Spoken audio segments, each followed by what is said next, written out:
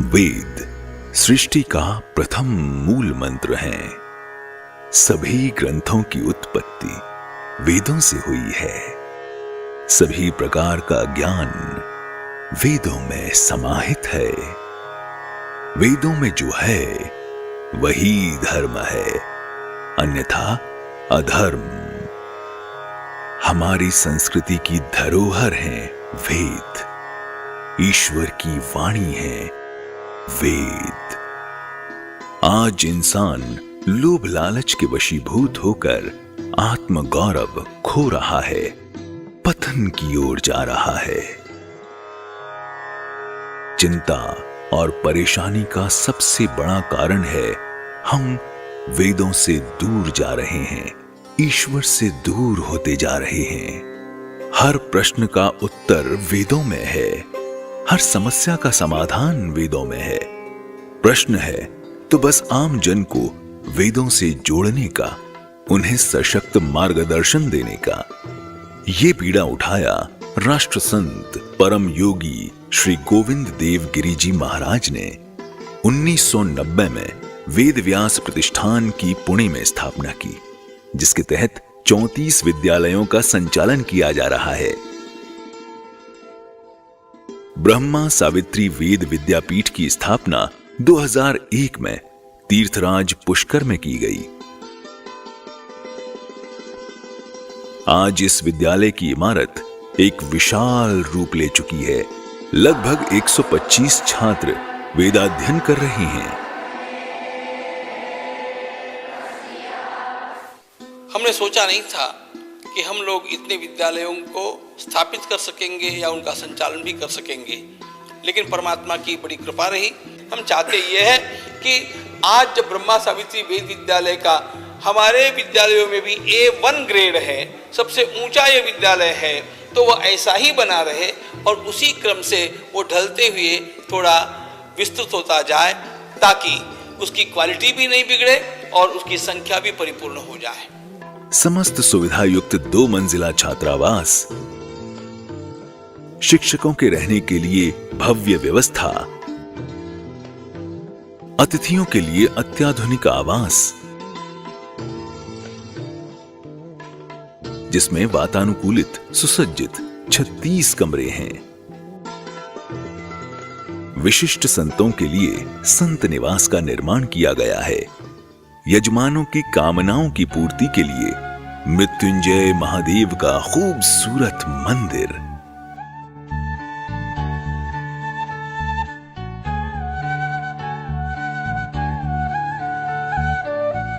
विद्यालय में यज्ञशाला भी है, जहां हवन किया जाता है।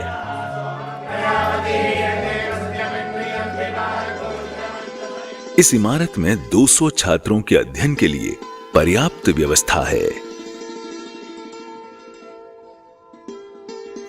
विद्यापीठ में प्रारंभ से ही कठोर अनुशासन का पाठ पढ़ाया जाता है, संस्कारित बनाया जाता है। प्रवेश मिलते ही अनुशासन का प्रथम अंग है क्षौर कर्म और वेशभूषा। वेदों का अध्ययन गुरु शिष्य परंपरा के तहत कराया जाता है।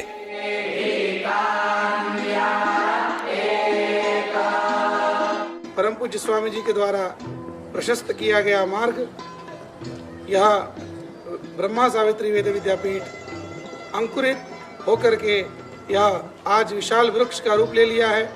यहाँ पर प्रवेश के समय बालक का उम्र 8 वर्ष से 14 वर्ष के मध्य होना अनिवार्य है और यहाँ कुल 7 वर्ष का पाठ्यक्रम है। अध्ययन का शुभारंभ प्रातः स्मरण से किया जाता है।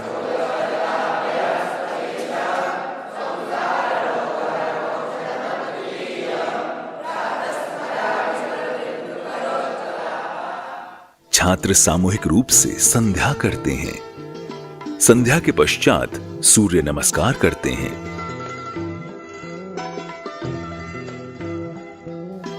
बच्चों को योग भी सिखाए जाते हैं, ताकि शारीरिक और मानसिक रूप से स्वस्थ रह सकें। नाश्ता करने के बाद वेद व्यास वंदना की जाती है। और सिलसिला शुरू होता है वेदाध्ययन का। छात्रों के सर्वांगीण विकास व वर्तमान परिप्रेक्ष्य को देखते हुए अंग्रेजी व संस्कृत पर विशेष ध्यान दिया जाता है।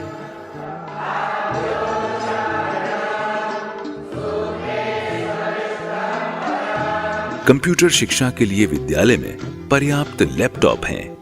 विद्यार्थियों को पौष्टिक व स्वादिष्ट भोजन कराने के पश्चात वापस वेदों व आनुषंगिक विषयों का अध्ययन कराया जाता है।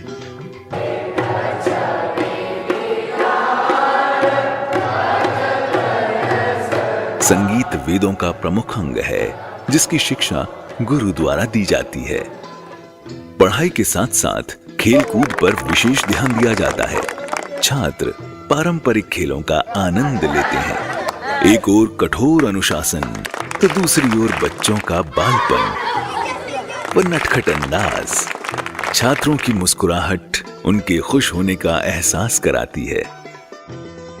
मुझे यहाँ पे किसी प्रकार की तकलीफ नहीं होती है और मुझे घर की बिल्कुल भी याद नहीं आती है। मैं यहाँ वेद पढ़ने आया हूँ। मैं बड़ा होकर के अपना जीवन वेद के प्रचार प्रसार में लगाऊंगा। शाम को सामूहिक रूप से संध्या की जाती है और फिर मंदिर में आरती, भोजन के पश्चात स्वाध्याय और फिर शयन कक्ष की ओर प्रस्थान।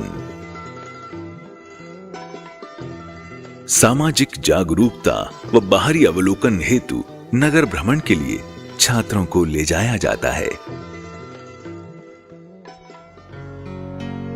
आज ब्रह्मा सावित्री वेद विद्यापीठ एक जाना पहचाना नाम है। विद्यापीठ के कोने कोने में वेदवाणी गूंजती है।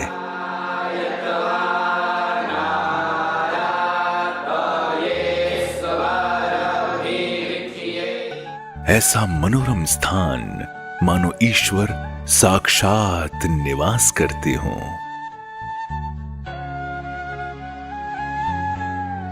वेद अपने आप में ऐसे उन्नत विचारों को संजोया हुआ साहित्य है जिसमें मानव कल्याण के अनगिनत सूत्र छिपे हुए हैं। हम चाहते हैं कि मनुष्य के कल्याण के लिए इस साहित्य का संरक्षण होना चाहिए और उसका अनुसंधान होकर के ये सूत्र बाहर निकाल करके लोगों में प्रयुक्त होने चाहिए। विद्यापीठ स्वामी जी के सपनों को साकार करने में लगा है।